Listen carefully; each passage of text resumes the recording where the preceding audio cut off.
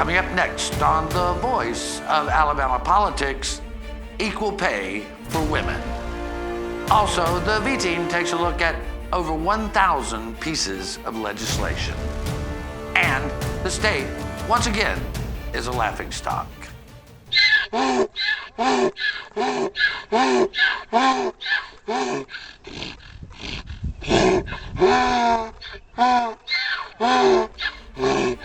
Welcome to Alabackwards.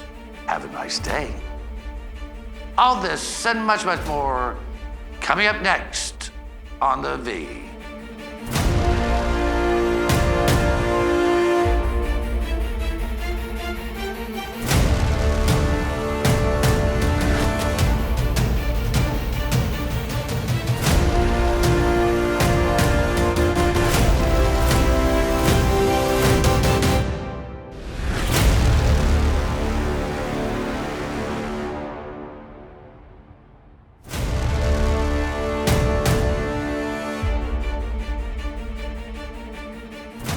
Welcome to The Voice of Alabama Politics, where we tackle the tough issues so you have the hard facts. I'm your host, Bill Britt, and as always, I'm joined by the V-Team. Welcome all. Hi. Hey, Bill. Were you making fun of me behind my back? She was. She definitely was. I saw her. She does it. She's a... He was looking right at me. It's the sisters today, right? Yes. That's what they tell us. Okay. The cleaned up version. I love it. Well, you know... Luckily, they missed her. Yeah, closed caption Just people... sent Jonathan back hiding into the control room. Closed caption people right now have on earplugs. Susan, this week, last week, we talked to Representative Jim Hill, former circuit court judge from St. Clair County, one of the best guys, one of the great guys down in Montgomery, who's there for the right reason. Have you been watching The Bachelor, Bill? No. He's there for the right reason. There's a Bachelor catch. Anyway. But he's doing a great job, and he is working alongside Senator Cam Ward to work on justice reform, our prison reforms. And when we interviewed him this week, he said, we need to take a multi-pronged approach to the prison problems. We can't just look at one thing. No, and we've known Judge Hill for many, many years, and I really trust his judgment, especially on these issues. I think some of the things he brought up was the culture needs to change. We definitely need new prisons because the facilities are falling down. But just even those two won't change anything. We're going to need prison reform.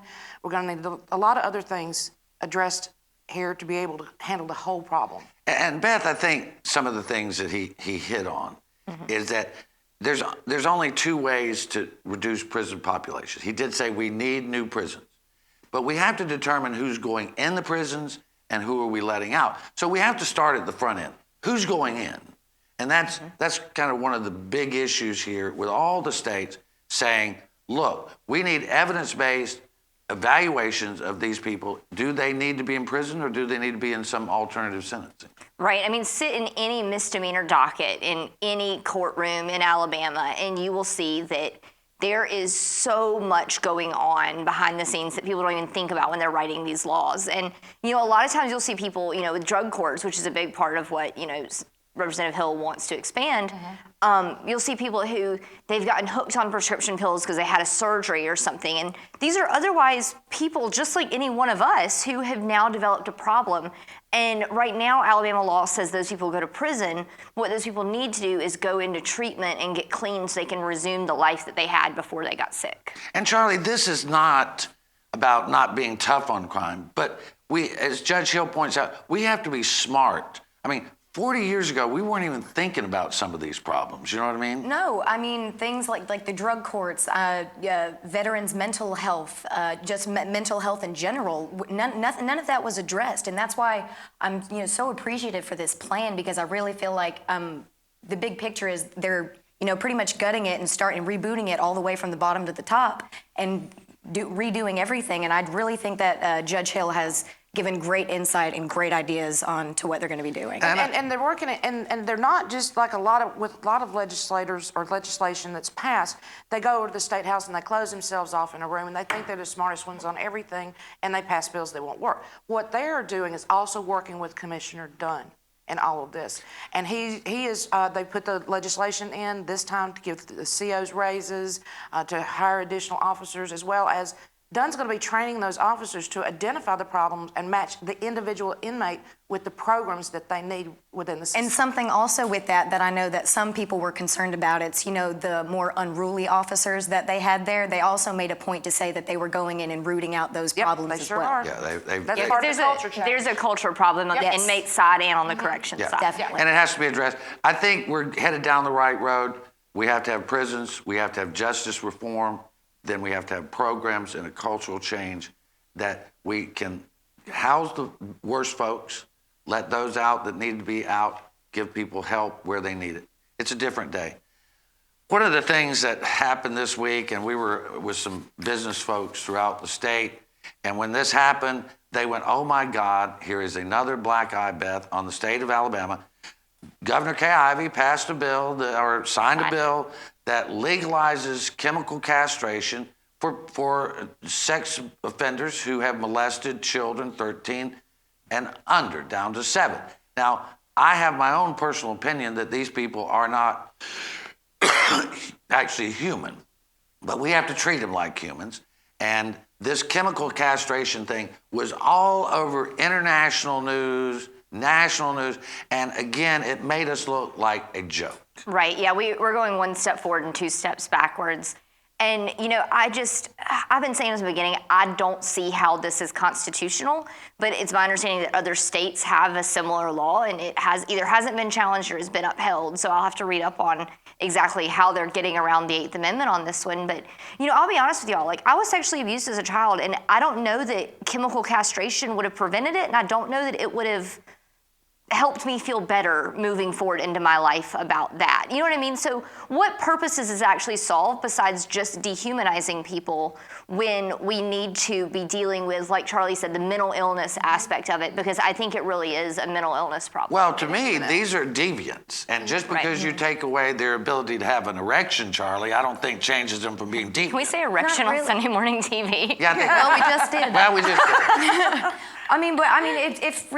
If you're going to go ahead and jump to cruel and unusual punishment with, sex offenders, let's just go ahead and go ahead and do the death penalty. Let's go ahead and give them a lobotomy. Go ahead and knock out the problem at the root. Because I really don't think, like you said, I don't think the problem's, down south. I think it's up north. It is up north. It is up north. So, unless you get up north fixed, because you don't, sexual abuse can take many different forms, and it doesn't necessarily involve an erection, as you said. Mm-hmm.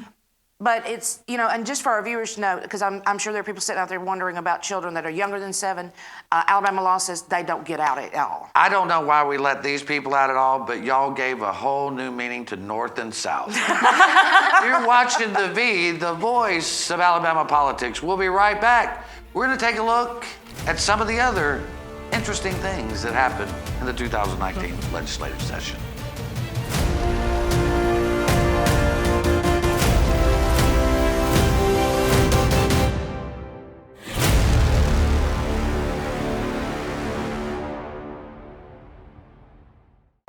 Thank you, Dad. Thank you for waking up early and staying up late. Thanks for putting food on the table and teaching us the importance of hard work. Thanks for playing and laughing and chasing and splashing. Thanks for the games of catch and the piggyback rides.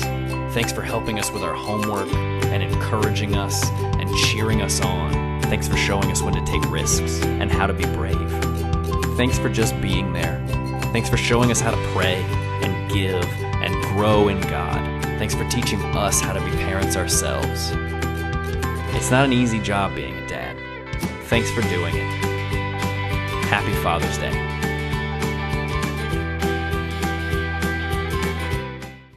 What a great opportunity for your success. Adding 500,000 highly skilled employees to our workforce by 2025 is how we stay ahead in Alabama. Our economy is stronger than it's been in years, and a skilled workforce is more important than ever. Things move fast, so choose your path. Your success is waiting, plus a great future for Alabama. Success Plus. Go for it.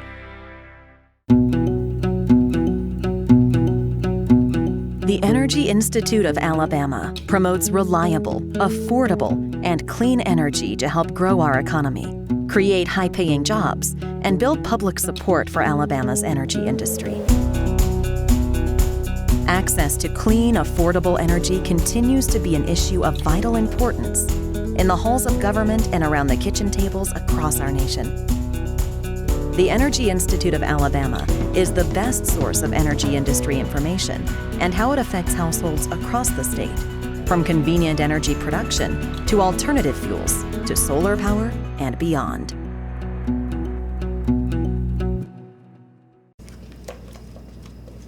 What are you doing today, babe? I thought I'd head down to the lake with the guys, do a little fishing. Of course, none of us will be wearing our seatbelts. I'll lose control of the truck, wrap it around a tree, and kill us all. Okay.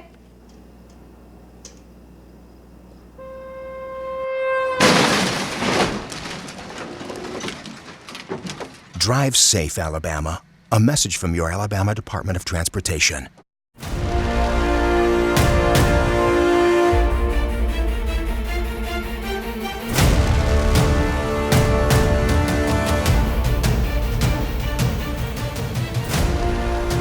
Welcome back to The V, the voice of Alabama politics.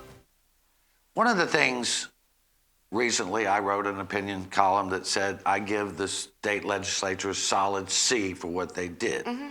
The leadership gave themselves A's and B's, and of course that's what they do. We've all talked about this many times. The way we look at it is never confused activity with accomplishment. Mm-hmm. Never take a bill by its face value. Mm-hmm. It always means something different.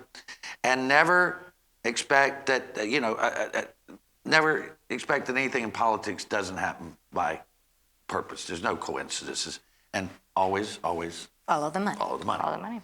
So if you look at all the 1,070 bills, Susan, that they introduced, our challenge has been over the last few weeks is to ask smart people, can you name 5 bills that they passed in under a minute that actually moved the state forward?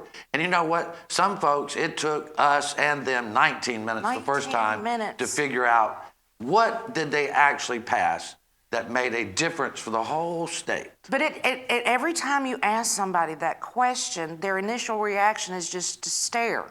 Yeah. Because you really, really have to think. In fact, just from coming from the conference room into here, I had to actually write a couple down so I didn't forget. Because most people are going to want to jump to the gas tax, right? Yeah. That was a special.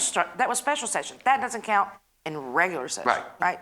So the two I can think of are the broadband bill and the equal pay bill. But that's about. And they sort of gutted a little in the equal pay bill. They watered it down a whole lot. Yeah. Yes. Well. But again, we're trying to say, well, what are some of the things that benefited the whole state? So rural broadband will help lots of folks, and it will bleed over into the urban areas.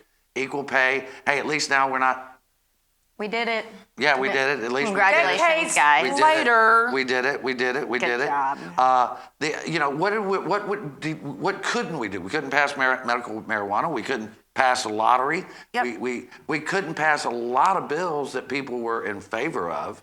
But if you look at it, I mean, someone said that they fixing the unemployment compensation. And I was like, what do you mean? It went from 26 weeks to 14.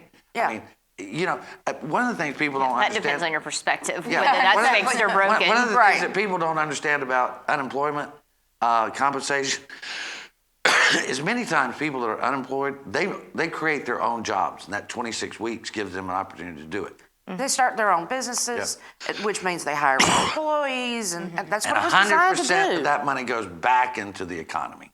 100% of workman's comp goes back into the economy because they don't save any of that money. Right, yeah, nobody's getting unemployment. But can anybody think of any of the other big things that happened? Good?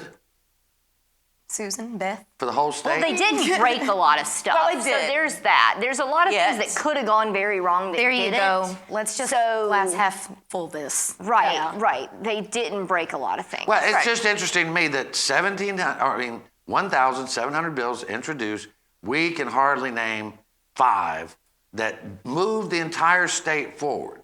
Things did things for this. We couldn't pass distracted driving. How is it that we don't say you cannot be on your cell phone and drive? Oh, the left If lane Josh driving was here, thing. he would say the left lane. That was a there you go. One of those big, the 18-wheelers carrying the mobile homes, that one was in the left lane, just riding happy down 65 the other day. Well, they seem particularly, Charlie, interested in sex this year. They passed a lot of bills that. Yeah, we like to human call it the trafficking. sex session. There was a lot about sex, and Yeah, it's and our Chip Brownlee, who worked for APR, he's working at Slate magazine. He had a big article come out at Slate, and yes, it's decidedly liberal, but just because it's liberal doesn't mean it's not right. Just because it's conservative doesn't mean it's right. Doesn't mean either one of them are right or wrong. Facts are facts. But what happened is, under the state sex education manual, our teachers have to teach children. Wait, they get a manual? And Oh, it's if they still buy this it, no. broken? Okay, keep We don't going. hand it out. It's not like we're going to fight it. But there's shut up. There are guidelines. There's guidelines. on what I was impressed they had written something down. I didn't know they could When read.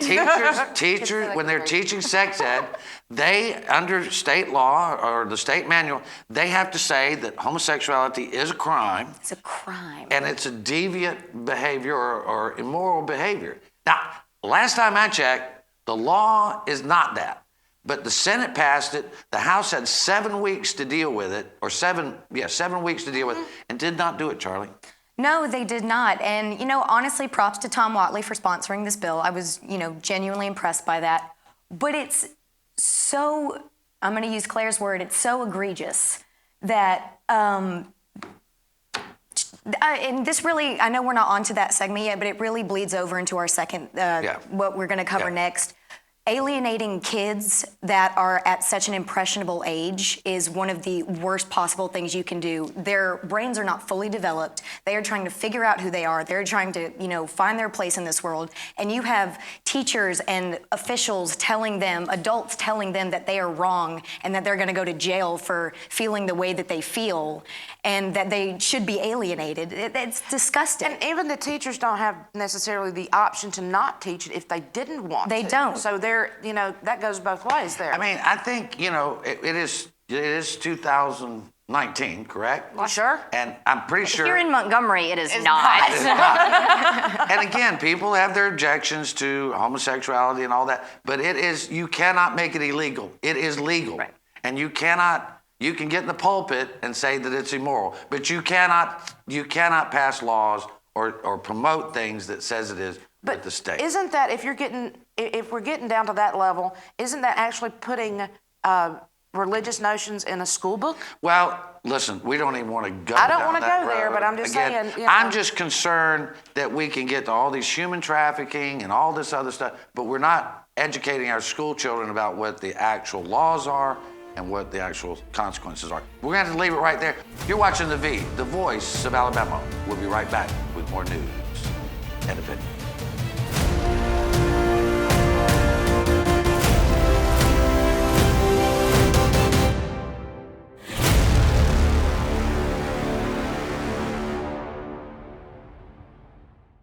You've always dreamed of owning a home and investing in your community, but where do you start? Ask a local realtor about Alabama's new first-time homebuyer savings account. If you're looking to buy your first home or are re-entering the market after 10 years, contact your realtor to learn how to set up a tax-free savings account at any Alabama financial institution. Savings of up to $50,000 can be used as your down payment or towards closing costs. The first step on the road to home ownership. Let us help you get there.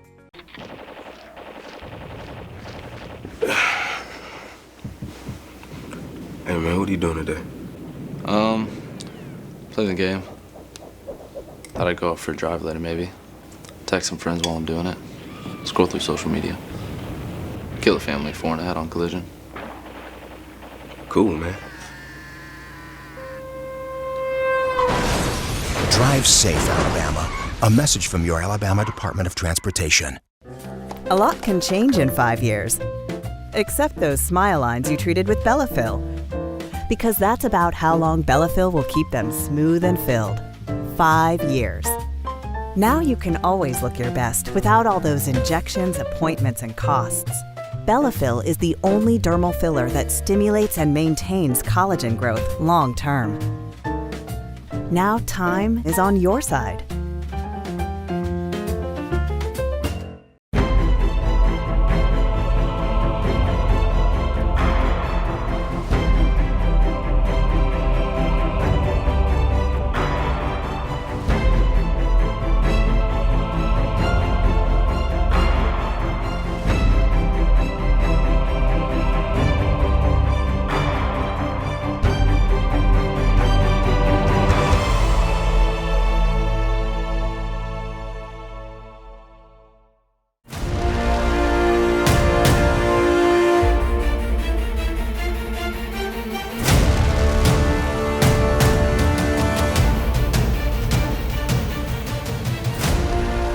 Welcome back to the V, the voice of Alabama politics. Susan, Civic Science did a poll over the last few months, and basically it was geared to show just plain old bias and prejudice, and it was pretty funny. I mean, I got to laughing about it. I wrote about it, and once I'd written about it, I thought, nah, probably not. But then I thought about it again. I thought, well, okay. So Civic Science, which is a polling group or research group, they did a survey and they found that nationwide, 56% of the people in America think we should not teach Arabic numerals in grade school. Not only not teach it, ban the use of them. Ban the use. So you are now in grade I, learning cursive writing. Right. C, there's no zero, C. Anyway, C01, right? English Right. 101. Right. This is ridiculous. Do these people, they talk about educational system. They don't even know that the numbers we use every day on our cell phones are Arabic numbers. Like literally, do y'all see that? Yeah, It's- that's it. an Arabic number. That's- Yes, that these are is- Arabic numerals. They're Yeah. 1 through 0. Like, you may as well just have it say ISIS up there, You know, guys. Like, come That's, on. that's all they see. Well, you know, as the other day, Roman numerals look like this, people. Do this, add, subtract. Do this, some or- long division with Yeah, that. y'all Long think division Common Core right is here. tough now? Start using Common Core math with this.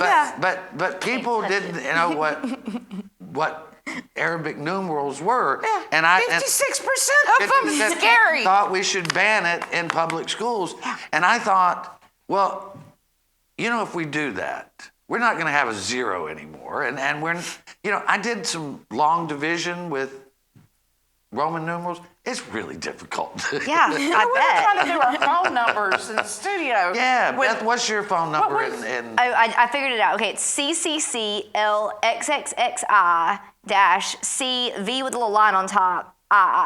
So if Yeah. you see that above in the bathroom Call stall, me. we'll give out a call. Hey, for a good time call. Yeah, right. So the next time that a girl runs into a guy and he wants her number, you know, she can do one of two things. She can give it Roman numerals to see if he's actually got the brain to figure it out. There you go. Or he'll never figure it out and he just goes away.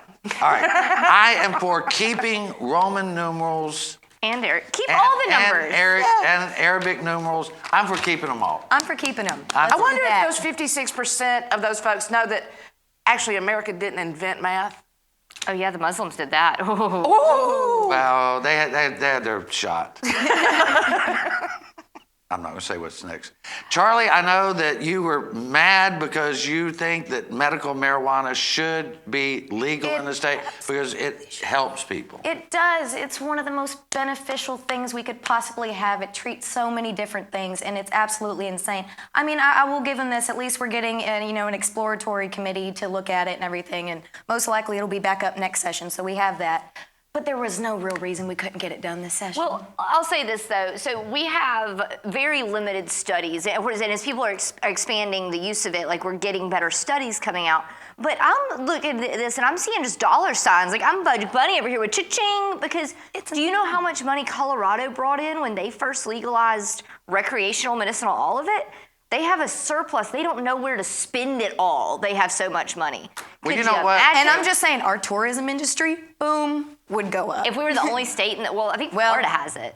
Well, you know, I mean, I right now I'd like to see us make sure we get it right and then pass a medical marijuana. I'm not sure I'm ready for the stop and drop next to the, on Gulf Shores. I'm not sure that I'm ready for that. It'll take some time. That's honk and puff. Those are my people. Don't make fun. Anyway. But Susan, one of the other things we talked about, and we talked about earlier, is equal pay. Now there is only one state in the nation that does not have equal pay for men and women, and of course that state is... Thank God for Mississippi. We weren't last. We weren't last. The Alabama motto. Yeah. That makes me stay. Yeah, it's just been, I don't know, decades this has been an issue. Yeah. And the idea, Beth, right, is that they can't hire a woman to do the same job as a man and pay her less, right? Right. Well, and the 2008, the Lilly Ledbetter Fair Pay Act was based on a case that came out of Alabama. Right. So Alabama really does have deep roots in the equal pay movement, and it's time that we finally took the step over the threshold and made it state law too. Mm-hmm. Finally. I just, my mother is dead and gone. She worked every day of her life. She raised children. She owned her own businesses. And for all her life, she said, I work as hard as any man, and I deserve the same pay as any man. And she said that any woman can usually outwork a man 10 times. Mm-hmm. Right. And she proved it. And and we can remember where you put your shoes. Yeah. Exactly. Out in the middle of the hall so we can trip over them, right? I think it's a great thing. Okay, so there's a runoff down here in District, what is this, 74, where Dimitri Polizzo passed away suddenly, and we've had a special, we're going to have a special election. We've had a runoff. Charlotte Meadows, friend of Bob Riley, lover of charter schools. And grade fixing, apparently, Yeah, right? she's involved in that whole grade fixing scandal. She is running against, and she's running against Michael Fritz, an attorney. But Susan Charlotte Meadows, double digits ahead of Fritz in the Yeah, that's primary. a little frightening, especially when you're representing Montgomery here, where the school system is as bad a shape as it is here. And her solutions, as we've seen by things she's done in the past, are just frightening. Yeah. Well, she was part of the grade changing scandal here in Montgomery when she was on the school board. And Charlie, you attended Montgomery schools. I mean, we don't need someone who's going to come in now, be in the legislature, who thought it was a good idea to change the grades on, a grade cheating scandal, right? You think that's going to help? No, I don't think it's going to help. Absolutely not. No. I mean, it's insane that's the choice we have. I mean, I hear good things about Michael Fritz, and I'm looking forward to seeing what kind of campaign he runs. But we need to do a little bit better than Charlotte Meadows. I'm just going to say. Yeah, I kind of feel the same. Yeah, a lot of people feel that way. Do. All right, well, we're going to have to leave it right there. You've been watching the voice of Alabama politics. You watch us because we watch them.